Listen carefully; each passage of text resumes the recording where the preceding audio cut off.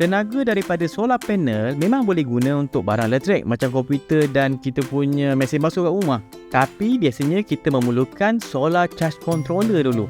Kalau cari kat Shopee memang banyak pilihan. Ada yang murah, ada yang mahal.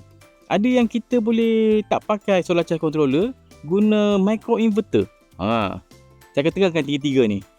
Okay, contoh ni saya nak bagi solusi yang paling murah, iaitu PWM. Untuk basic sistem solar, kita akan ada solar panel. Tenaga dari solar panel ni kita nak hantar kepada bateri. Tapi tak boleh hantar terus gitu sebab voltage tak sama. Kita memerlukan solar charge controller. Baru tenaga boleh masuk kat bateri kita. Solar charge controller yang ini jenis PWM. Kalau kita tengok voltage dia boleh pilih sama ada 12 volt ataupun 24 volt. Ini bergantung kepada kita punya jenis bateri. Macam bateri kat sini saya pakai 12 volt punya bateri. Kalau kita tengok pula solar panel kat belakang ni, patut ada maklumat dia punya maximum voltage. Yang ini 17.4 volt, 18 volt lah lebih kurang. 1 ampere dia punya max current. Bila pakai PWM untuk 12 volt sistem, voltage yang lebih tu dia akan buang. Dia akan cut sampai 12 volt je voltage, current dia maintain. Untuk mudah faham lah, anggap bekas ni adalah bateri, simbah air ni adalah tenaga yang saya nak hantar. Jika simbahan air tu besar sangat, tak semua air akan masuk dalam bekas. Dia terpotong kan, banyak lebihan tu buang kat luar je. Result dia dapat air sikit, kurang tenaga. Itu kalau satu solar panel. Kalau banyak macam mana? Saya 3D print kejap dummy solar panel, ada 4 keping. Setiap keping dalam 18 volt. Anggap current maksimum untuk setiap panel ni dalam 1 ampere bila waktu tengah panas. Saya susun secara bersiri, positif negatif, positif negatif. Bila bersiri, voltage ni akan bertambah. Total akan dapat 72 volt. Kita kali dengan 1 ampere dapat 72 watt. Bila kita guna PWM controller, kita nak 12 volt sahaja. Current dia je stay. Bila setup macam ni, kita rugi. Dapat 12 watt daripada 72 watt. Kita try ubah susunan dia kepada selari pula. Positif negatif semua berselari. Kalau gini, yang bertambahnya adalah current. 18 volt kali 4 ampere sama dengan 72 watt. Jumlah power sama, tapi bila kita guna PWM yang 12 volt punya sistem kan, kita kali dengan 4 ampere dapat 48 watt. Lagi banyak. Bila dah selari macam ni, kita punya current akan tinggi kan. Bila current tinggi, satu benda yang dia akan efek adalah kabel. Kemampuan kabel kita untuk handle current. Andai katalah, saya pakai ni 4 tadi, kita dapat 4 ni, satu ni dalam 1 ampere lebih, 1 ampere lah. Dia tak 4. Ending dapat 4 ampere bila tengah panas. Saya boleh guna kabel macam ni. Ini dalam 20 AWG. Dia boleh, kalau kita pairkan kabel macam ni, saya confident lah untuk 4 ke 5 ampere.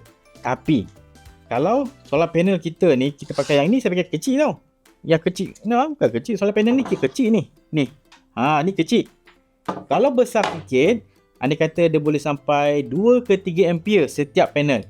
Ada 4 pula. Kita dah ada, maybe lah kita ambil 2.5 ampere setiap satu ni kan. Ada 4 ni. 25, kita dapat dalam 10 ampere bila waktu tengah panas. 10 ampere, kabel macam ni tak boleh handle. Akan putus terbakar. Kita guna kabel macam ini. Yang 16 ke 14 AWG.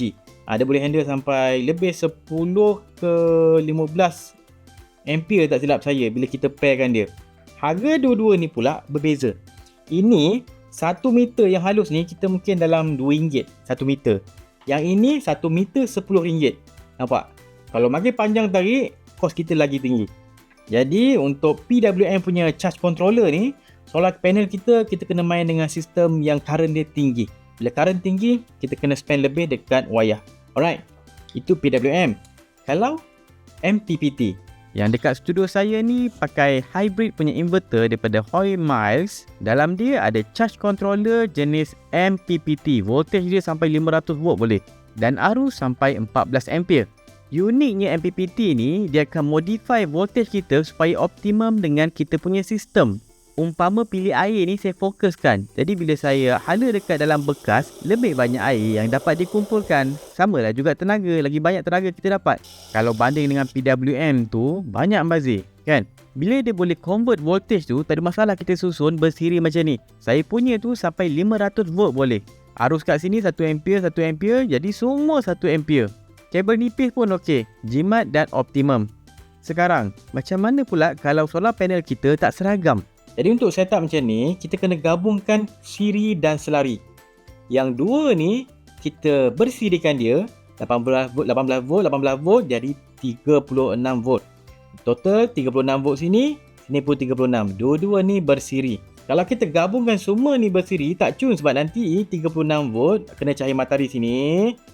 Kat sini tak kena cahaya matahari. Jadi voltage dia akan rendah. Tak efisien bila kita bersirikan semuanya. Jadi kita sirikan yang ini sahaja dan ini sahaja. Kemudian dua-dua set yang kita dah bersiri ni, kita selarikan. Dia macam kira dua macam tu.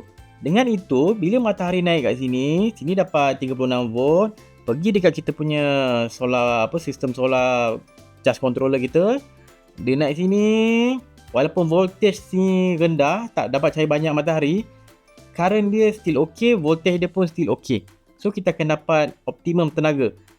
Kita dapat full kat sini, bila pergi sini, sini pula kita dapat full, masuk dalam bateri, walaupun sini tak full.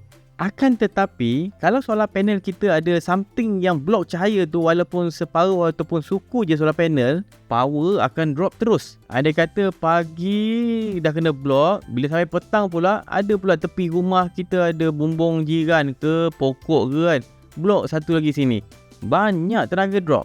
Macam mana nak buat ni? Yang ini kompleks. Ini akan ada part yang bersiri kat sini, silang sini, sini sana.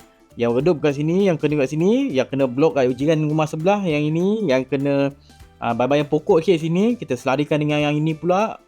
Kompleks. Cara mudah kita boleh gunakan ini. Ini. Ini adalah micro inverter. Untuk kes yang macam ini, optimum. Micro inverter ni, bila kita cocok solar panel, kalau yang model ni, dia boleh cocok sekali 4 keping.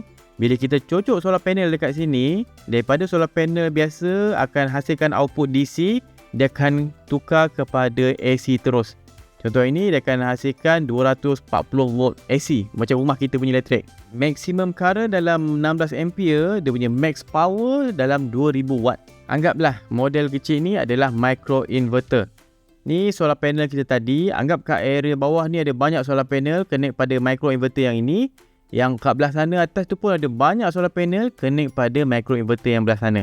Bila setiap solar panel tu hasilkan AC, dia kira macam semua solar panel ni adalah parallel. Jadi kalau ada solar panel yang terganggu sumber cahaya dia, dia tak efek solar panel yang lain. Mana solar panel yang terblok, itu saja terjejas. Jiran dia semua tak di-efek. Okay, ini satu lagi contoh demo. Kalau guna kaedah biasa, solar panel yang terjejas akan menjejaskan solar panel yang lain. Pakai micro inverter, dah tak kacau dah. Satu lagi, dengan adanya micro inverter, solar panel kita ni yang biasanya akan produce DC, dia akan jadi solar panel yang produce AC, current AC, alternating current. Bila setiap solar panel ni akan produce AC, kita punya central inverter dekat kita, contoh macam saya punya tadi kan, saya ada inverter yang gerabak besar tu. Semua load inverter tu yang akan handle. Nak tukarkan DC kepada AC tu banyak kerja dia. Lagi-lagi kalau kita punya power usage tinggi. Contoh saya guna biasanya dalam 3000 watt. Banyak kerja dia. Bila load tinggi, haba pun dia akan produce tinggi. Bila haba tinggi bermaksud power loss. Jadi kita kurang efisien. Bila pakai micro inverter ni, kita punya central inverter utama kita tu dah kurang bekerja. Dia just tolong salurkan je.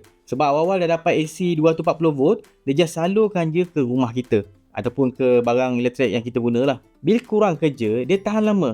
Jadi kita punya sistem solar keseluruhannya boleh tahan lebih lama daripada biasa. Andai kata satu micro inverter ni rosak, kita boleh simply tukar. Kalau tak tukar pun, sistem solar kita tu still hidup. Tapi kalau kita punya main inverter kita yang utama tu rosak, memang habis, tak ada elektrik terus. Dia optimum, kita ada redundancy dan mudah. Itulah micro inverter. Alright. So, saya harap korang dah faham dah apa beza solar charge controller jenis PWM, MPPT dan ini bukan charge controller, ini sistem micro inverter yang memudahkan kita manage kita punya solar panel. Saya dah tunjukkan solar panel selari dengan bersiri, dengan kondisi dia macam mana kan. Saya harap ini membantu korang memahami macam mana nak set up korang punya sistem solar. Kalau korang nak usah microinverter ni, boleh tengok dekat website lah. Ni daripada Hoy Mice. Saya akan letak dekat description ataupun kau komen bawah ni.